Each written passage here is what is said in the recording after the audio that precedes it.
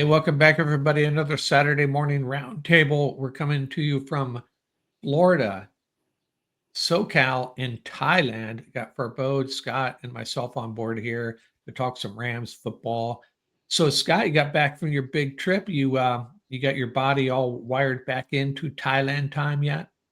Yeah, after flying halfway across the world almost, flew all the way across Russia all in one span. So that was a 13-hour flight. So I am back now and rested.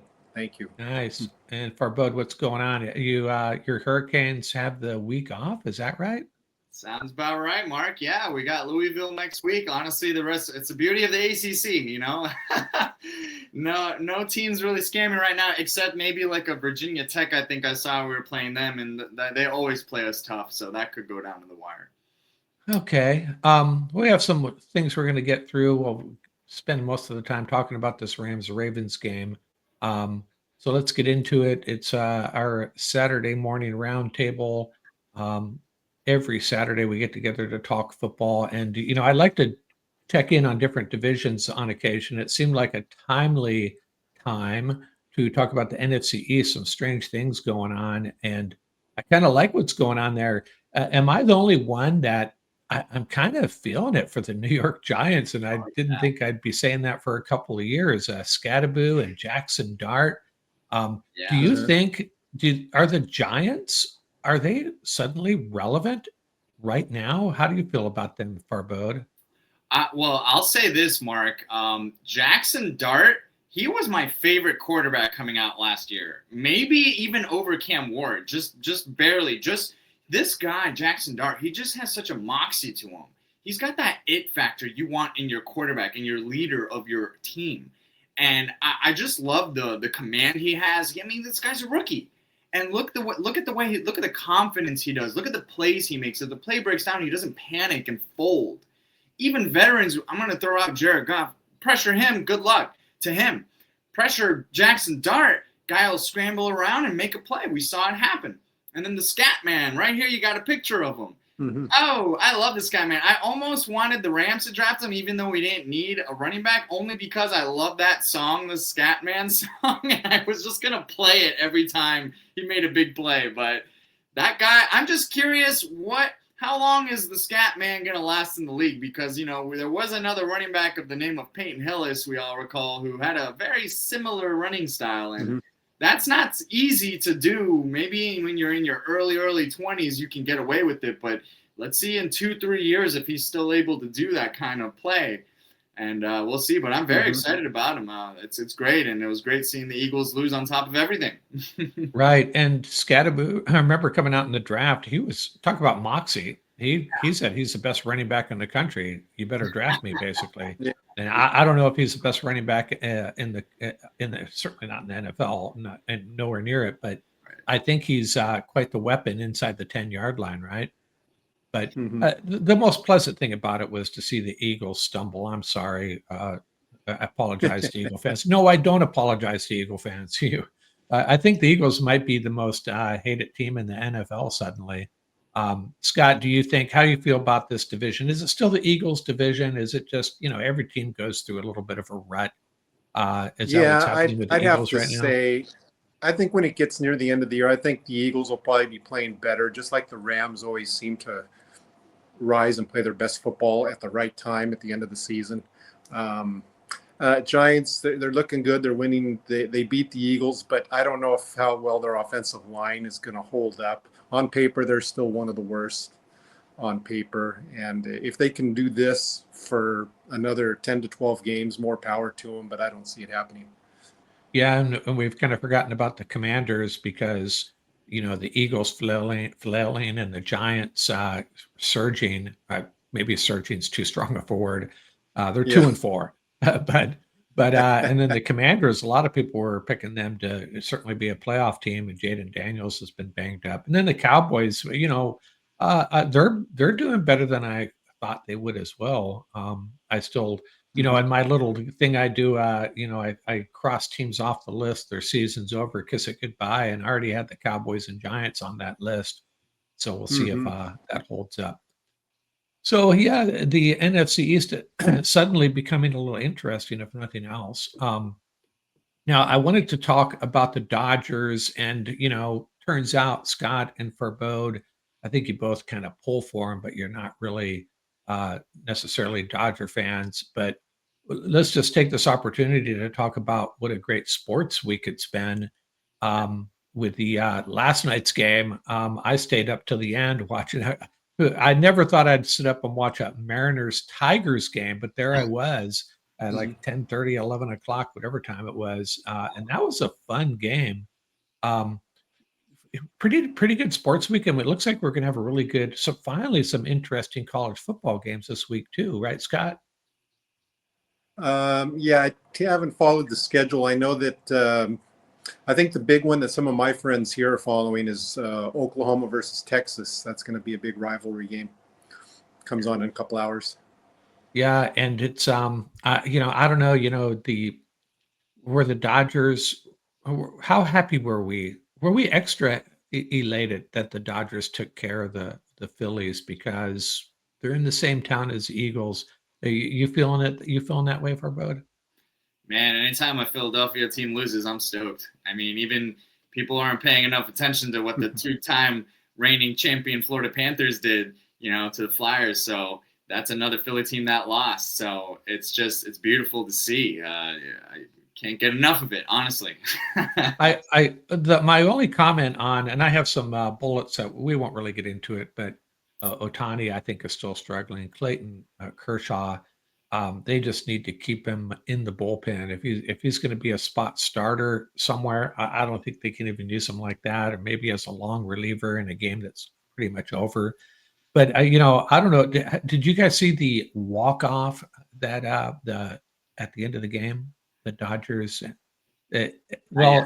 it was basically, bases loaded, a well played game, and Andy Pages hits a weak grounder back to the pitcher, bases loaded, two out, and he bobbled it and panicked, threw it home, and the run scored. And I just thought it was really awkward watching them celebrate and interviewing Pages. They weren't calling it they were calling it a walk off, but I don't know, man. I have a hard time. Walk off with an asterisk, just like, eh. Right. It was just kind of really funny, and they're interviewing him, and I was like, I don't know. I just thought it was kind of odd. But enough of the Dodgers and other sports. But it has been I think the college football season's been a little disappointing to me. A lot of Saturdays just not real interesting.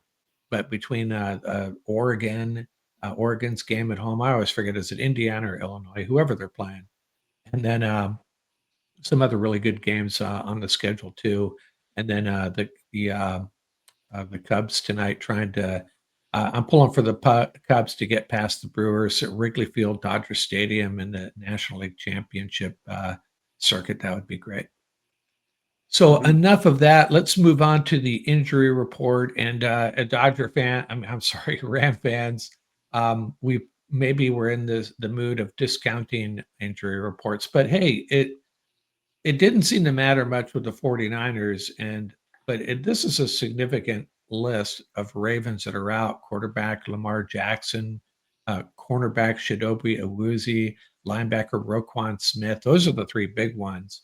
Um, so the does this I think the Rams are favored by 7. How significant is this injury report to you, for Bode? Should we just ignore it and go play some football? I Or mean, here's the difference, Mark, because you mentioned, we're kind of numb to an injury report now, given what happened last game. But here's the difference: Kyle Shanahan's not coaching this team.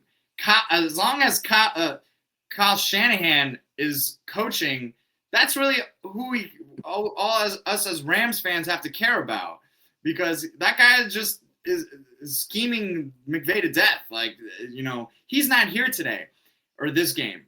So, yeah, we saw last week what they look like without Lamar Jackson. So, I think that's the biggest injury right there. Sorry, yeah, Jerry Curse. Sorry he's not on the field. Oh, well. As Rams fans, we want to see a win, man. So That's a big one right there. So I'm pretty excited about that, Mark. Absolutely. Yeah, and if Zay Flowers can't go, that'll be big too. And Roquan Smith's a big part of the run I defense. was hoping though that Ronnie Staley was going to be out. It looks like him because I wanted Joe Noteboom to go in there. I wonder if he's still going to start on one side of the. I want to see Noteboom out there and Young or Verse just get at him. Yeah. So Scott, what is the significant takeaway from this injury report of the Ravens? I mean, I guess it's probably Lamar Jackson, right? I'd have to say, yeah, definitely. There's two things. They're giving up a lot of points on defense, but on the other side, they're scoring almost 30 points a game. So without him in, I think that's a big deal for the Rams. I know their offensive line is close to healthy, but I think Lamar's the cog that gets them into that high scoring bracket. So I'm confident that they won't be able to score as many points as they were the first 3 or 4 weeks. Yeah, and I don't know what Cooper Rush brings to the table really, and the Rams obviously have some tape on him, but they're pardon. Why wouldn't they just keep Snoop in there, Snoop Huntley? That guy did Yeah, for them, or the and I think there's a very good chance we could see him by the end of the day, and I talked to Ian about that, and so I've always dreaded when a team pulls a more or less a pocket quarterback and puts in a guy that can extend plays and get you with your legs like in the second half, and you got to change up your whole deal. It just changes the whole feel of what your defense has to do. And I wouldn't be surprised if by the end of this game Huntley was in there, but we'll see. I hope not. Yeah, I know. He almost he got us one time before already with the Ravens. And the Rams list, doubtful is Rob Havenstein and linebacker Omar Spates, and then questionable tight end Colby Parkinson and wide receiver Tutu Atwell. And the thing that jumped out at me about when I saw the Rams injury report, it just struck me how deep they are because none of these are really that alarming, right, Scott? I mean, do you think Dolak might get the call here though, with Spates out?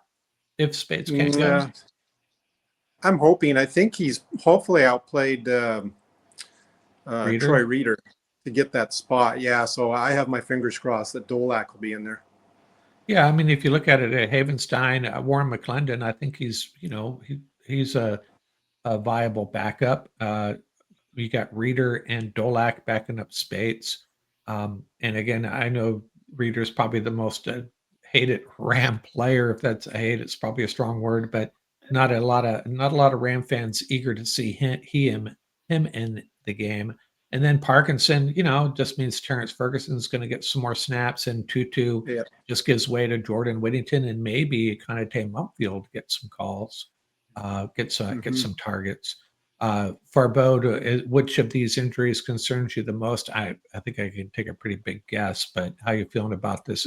Rams come in relatively healthy, actually. Yeah, overall, Mark, for sure. I mean, look, Warren McClendon, he's definitely serviceable, but let's be honest, Mark and Scott, like there is a drop-off. Havenstein is a better tackle than McClendon. I would much, much rather prefer Havenstein was in there, but, if we got to go McClendon, McVay liked enough of what he saw from him.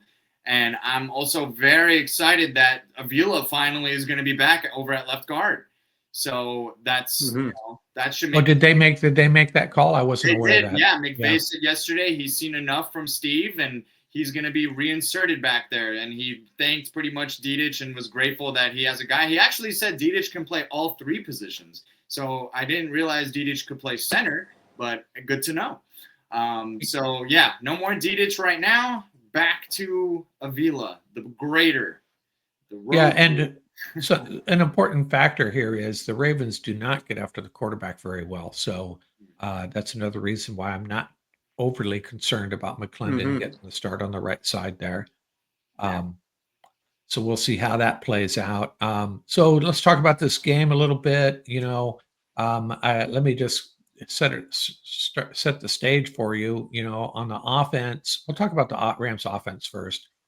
It seems like if we just hang on to the ball and have some creative play calling in the red zone, problem solved. This offense is moving the ball almost at will until we get to the red zone. And, if we don't turn over the ball, Scott, is that how you see it? Is there, I don't see really I don't have any significant complaints about the Rams offense. It's one of the best in the league, right?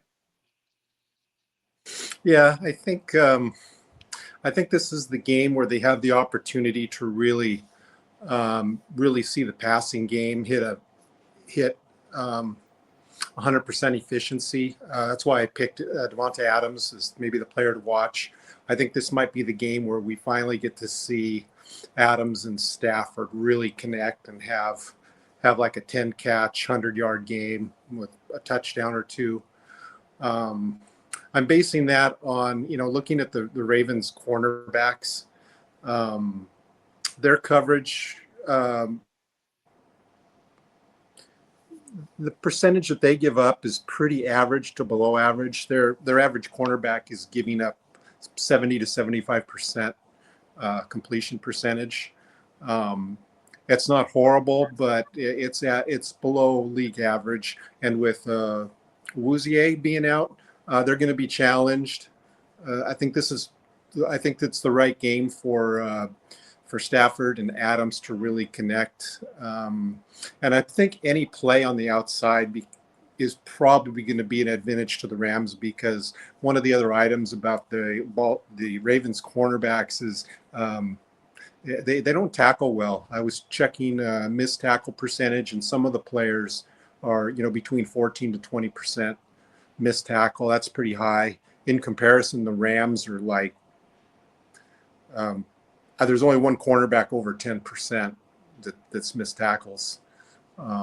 So I think if they can keep the ball, let's say to Puka on the outside on some short screens, I think he has the time. I think he has the opportunity to abuse their cornerbacks and get some big plays. How about you, Farbod? What do you think? How are you feeling about this Rams offense, and what are your expectations for tomorrow? Yeah, we're rolling, man. We're rolling. I think the key, Mark, will be to start hot. I think I mentioned it last week that I want Stafford in his mind to just pretend like they're down by 20 going into the game. First snap of the game, we got to catch up. So be focused, be hot. Don't overthrow, don't underthrow, don't lead too far. Don't throw behind.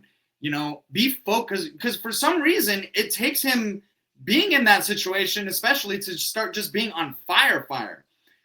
Why not just start out that way, Matthew? Come on.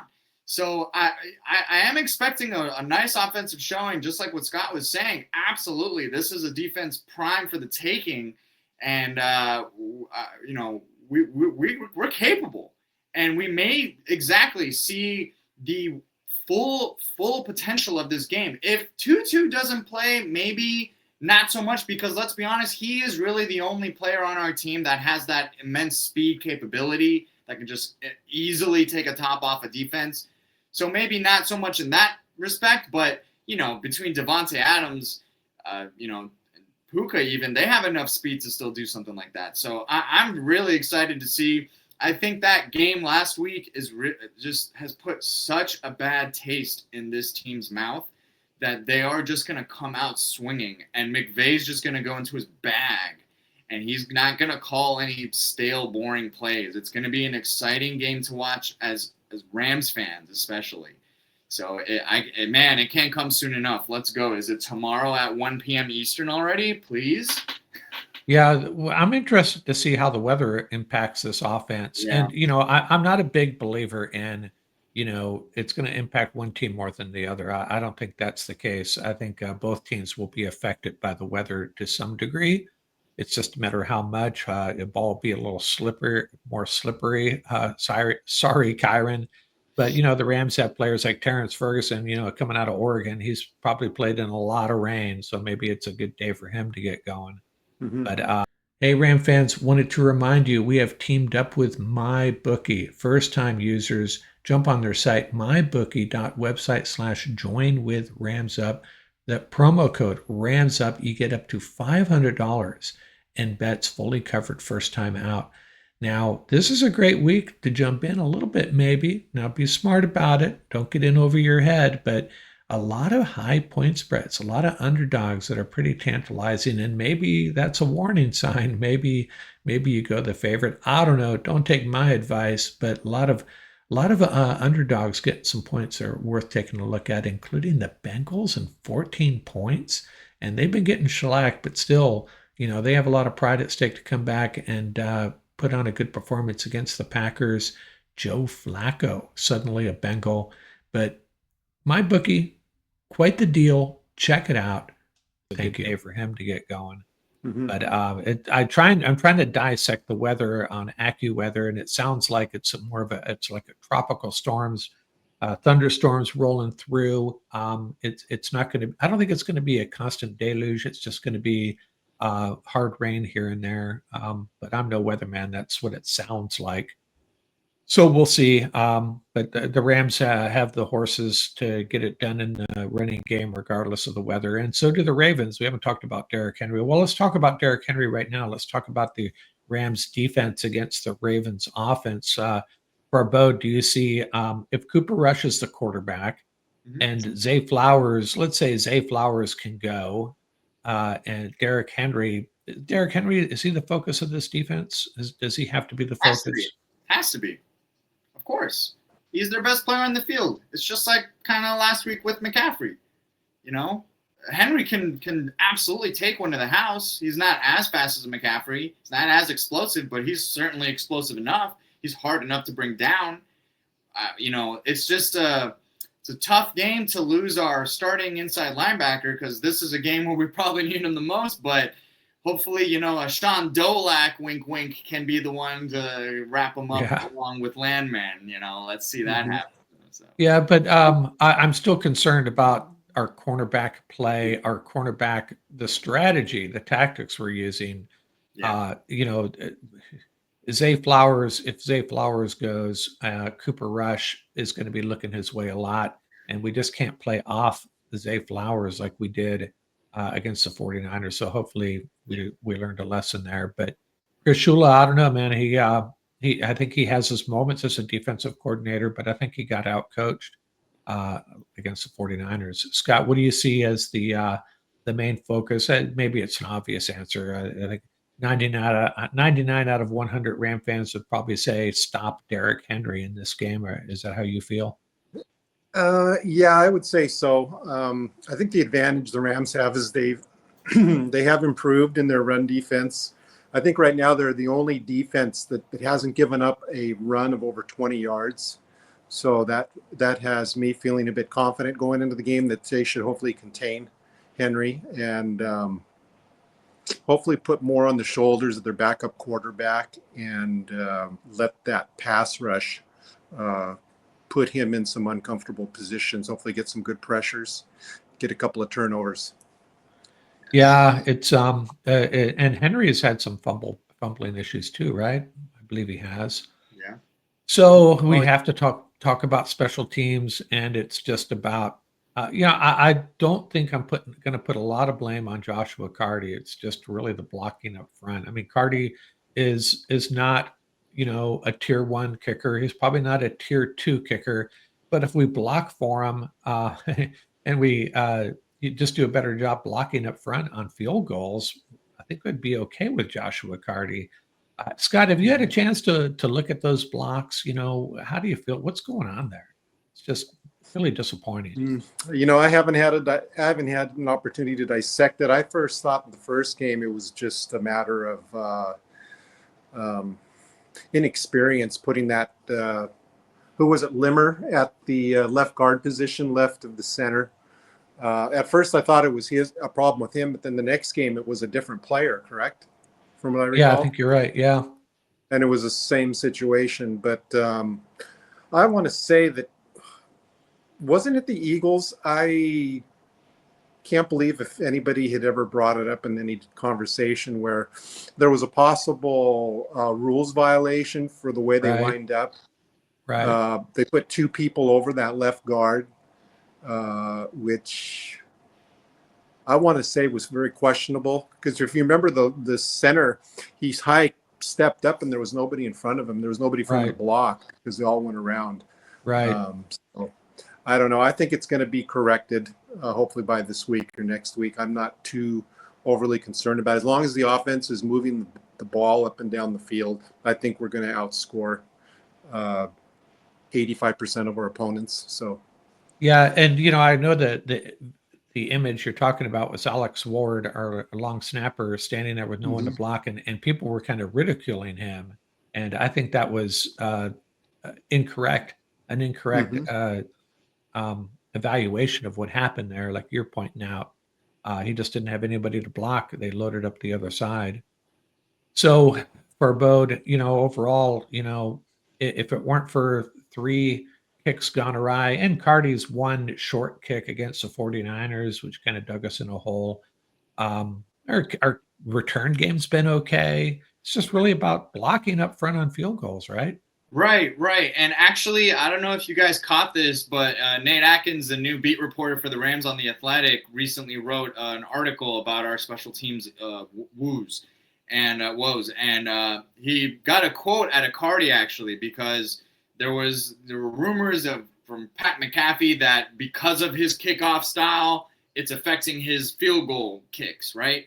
Yeah. Well, Nate Atkins interviewed Cardi about that, and it's a quick quote, but he just said, he said the new kickoff approach is not an explanation, quote unquote, from Cardi. That thought has not crossed my mind. Okay. And then he says, nor either has the pressure that the field goal block units are putting on him. And then this is what Cardi said, quote, there's nothing I should be doing to compensate for anything.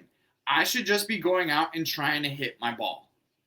So for all the Rams fans that are thinking Cardi's kicking it too low or it's a trajectory's fault, I don't know. Cardi doesn't seem to think so. I mean, he could be wrong, I guess, but I'm gonna. That's from the horse's mouth right there. He is the kicker. He's gonna know more than anyone what he's seeing when he goes to kick it. So exactly, Mark. We just gotta block for him. Yeah. Just block. It's crazy.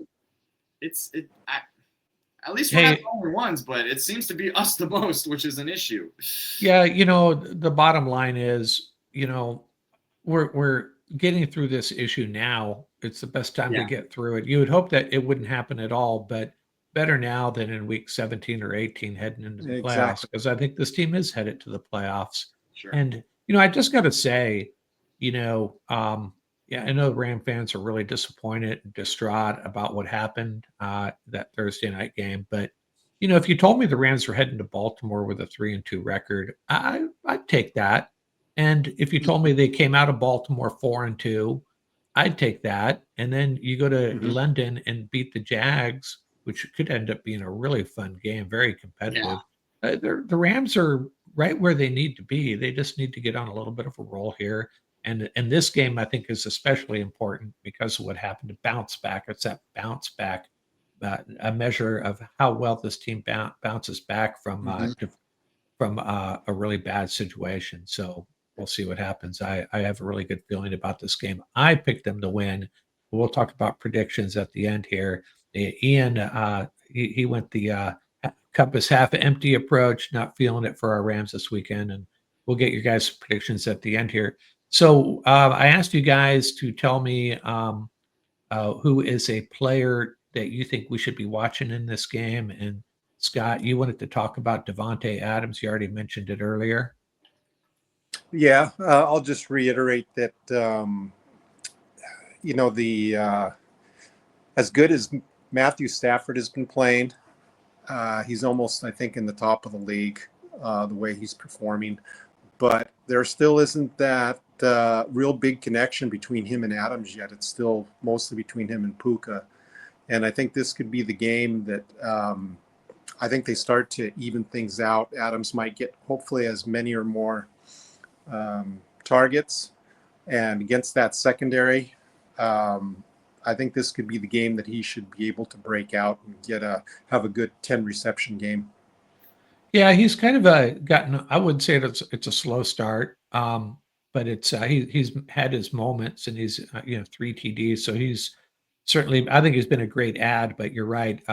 We need to see a more even Steven production out of Puka and Adams, in my opinion, and get some of these other wide receivers involved. And I didn't pick Terrence Ferguson as my player to watch, but I think he's a guy that could really impact this game too. Mhm. So Farbod, your player to watch. You wanted to talk about Kyron. Got to spell his name wrong here, but Crying. He was crying last week. So, are you calling him out just for ball security, or you think he's Well, going to have a big game? What's your angle here? yeah, I mean, Mark, honestly, what the name that should have been here was actually Troy Reader. Wink, wink. I'm just kidding. No, but with with Kyron, yeah, exactly. It's the ball security.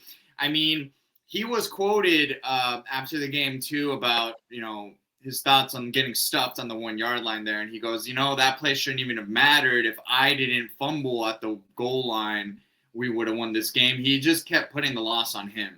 And I can respect that out of someone who cares, because that's all that shows, Mark. He cares. And if someone cares that much, they're going to fix whatever is the issue. They're going to do their best to do it. And I trust that Kyron is not going to fumble this game. And we may even see his best game of the season, because we see usually when it comes to the players on the Rams that care, if they have a terrible game the prior week and they really mess it up, they tend to come out swinging even more so the next game. And that's what I'm expecting out of Kyron. I think McVay's going to want to feed him early as well. I mean, I'm expecting this to just be a total showing. Exactly what Scott was saying, that Stafford's going to be slinging it, hopefully to Devontae even more. Absolutely. But I think when Kyron gets his touches, he's going to make them even more most out of it. And it's going to be fun to watch, I think. So we'll see. Yeah, what I'll say about Kyron Williams is I'm still in his corner, because, Sure. and this is why I'm still in this corner. There was a time, it reminded me of back in I think it was the 80s, 70s, 80s Dodgers, and they had a couple of relievers that were just getting killed in the regular season, just blowing saves. And the Dodgers kept on going to him, and the Rams have to keep on going to Kyron Williams, because just like the Dodgers and those relievers, you're not going to win a championship without them. They got to get right. And the same with Kyron. Blake Corum and Jarquez Hunter could be just fine as our 1-2 punch, if that's what Ram fans are thinking. But I don't think we win a Super Bowl title without Kyron Williams. So we got to give him the ball and cross our fingers that he figures it out. That's my take on Kyron Williams. And I'll probably get some. I know a lot of Ram fans are done with him. I am not. Yeah, he's got time. I had a question because I missed parts of that 49er game. I didn't see it till they played the highlights. But when he fumbled near the goal line, two things. I noticed that rookie defensive tackle for the 49ers, who came from Texas, trying to remember his last name, but he's like 330 pounds. He's a monster of a man. What gave him the opportunity to eye Kyron Williams coming at him and had the time and wherewithal to get his fist up and ready to punch the ball out? To me, that says that somebody not hold their block well enough to give him that opportunity. Or is it Kyron took his hand off the ball? He had two, and then I remember his left hand came off as he was going down, and that's when the ball got punched. So Exactly. is it bad blocking or is it bad execution by Kyron? Well, there is a hole there. I don't know if he was going to score, but it was going to be a run down to what Farbod looked like he was going to be down at the 1, maybe. Yeah, but remember too, he did get punched in the face, and when McVay and even Kyron were asked about that, they completely threw it away and said, "Okay, maybe so." But more importantly, Kyron didn't wrap up. Exactly, Scott. He took one hand off, and that's what McVay and Kyron are focusing on. He should not have taken that other hand off to give him, even if he got knocked in the face a little bit. If he had two hands, he's holding on to that thing more likely than not. So, yeah, that's a good observation, and something that I don't doubt that Kyron will get fixed. I don't think he's ever going to go down with just one arm, again, if he can help it, unless a defender's literally holding on to his arm while he's falling down. Yeah, especially in that situation where the Rams are in a really good spot, and, just cover up and go down and, get it on the next play. But, yeah, that was so disappointing. Um, so my player to watch is Kobe Durant, and I really could have just picked the entire secondary, the cornerback group, and I think that was our Achilles heel last week, our last loss, and it may not have been so much their fault as the direction they were given, but and I'm thinking about Zay Flowers as Zay Flowers can go. He's going to be a big part of their game plan, and Kobe Durant is our CB1 at this point, I guess. And I'm just again, and I've picked him before as my player to watch. And maybe it should be Emmanuel Forbes or Darius Williams, but I'm just focusing on our guy that is, I think, our number one cornerback and how he holds up. Long term, I'm thinking the Rams could make a play for a cornerback if this game, if the cornerback group doesn't hold up that well in this game. So just curious how he holds up, and hopefully he has a big game. And the Ravens struggle in the passing game. That's what I'm hoping to see, anyways. But Well, Newsom's off the table now, Mark. Unfortunately, so that was a name Rams fans were looking at as one of them. Thank you, Gladstone. That guy, whoo, he's killing it over in Jacksonville, huh? Another Snead protege, killing it out there. Good for him. Mm-hmm. yeah, and I think Awuzie is a guy that I thought the Rams may have made a play at. He comes at a much lower cost. I don't know if he's going to really elevate the secondary group if the Rams made a play for him. He's and plus he has a health issue, so I don't know how serious his injury is. I think he's week to week, so hopefully he'd be good to go. If the Rams made a play for a cornerback like that, they're not going to go. I don't think they're going to go for one of these big time players, Snead or Sauce Gardner. I can't imagine the Jets would move him, but those guys would be so costly anyways. I just don't think it's just not the Rams business model, right?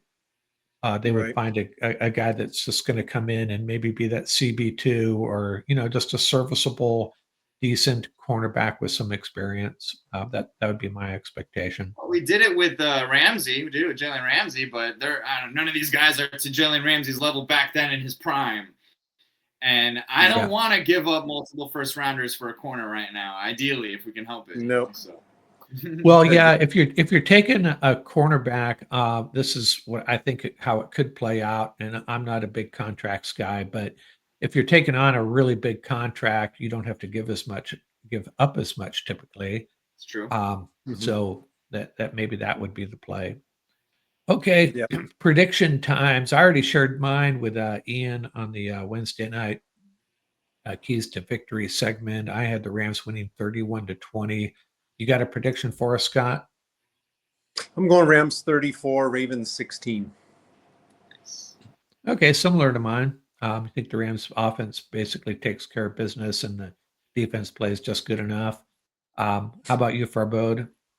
I'm going 30-13, a nice, easy, comfortable win. Hopefully it won't come down to the wire. Yeah, my only concern as far as a high-scoring game, if the weather impacts that, but Puka seems to thrive in these situations, so I'm not worried about him. No gloves either. Yeah, no gloves, Puka. Okay. Any final thoughts? Where are you watching the game, Scott? In Thailand, you just hang at the house, or do you have are there any places you can watch a Rams game in Thailand? What's nice, there are a lot of sports bars that will show any NFL game at any time as long as they're open. But unfortunately, over here, the 1 o'clock Eastern games come on about midnight here, and then the Rams West Coast games come on about 3 a.m. So about the only game I can watch at a local sports bar would be like a game that would be, I don't know, like a Thursday night game. I think Thursday night games come on at 7 a.m. So a lot of the places open. You can get breakfast and sit and watch the game. So well, that Jags game, 6:30 Pacific time, that may be in your wheelhouse, right? Oh yeah, 6:30 Pacific. Yeah, that'll be 6:30 Pacific. I got to check. Don't do public math. Yeah, 6. Yeah, well, I think I just had a great business idea for you, Scott, is open up a expat sports bar that opens up at midnight. There you go. Yeah, there we go. Yeah, get a Perfect. GoFundMe rolling and send me a link. Yes. And where are you watching the game, Farbod?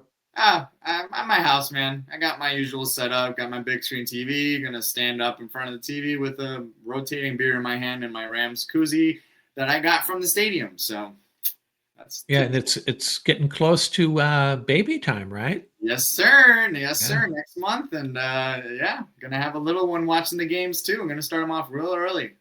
Yeah, cool.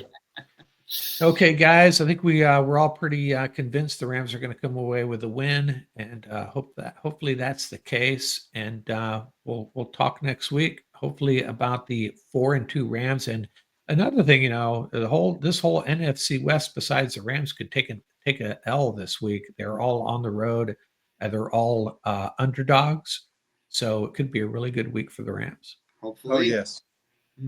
Okay, guys, thanks a lot. We'll talk in a week. Out here from Rams Up. All right. Go Rams. Go Rams! Let's go. Horns up.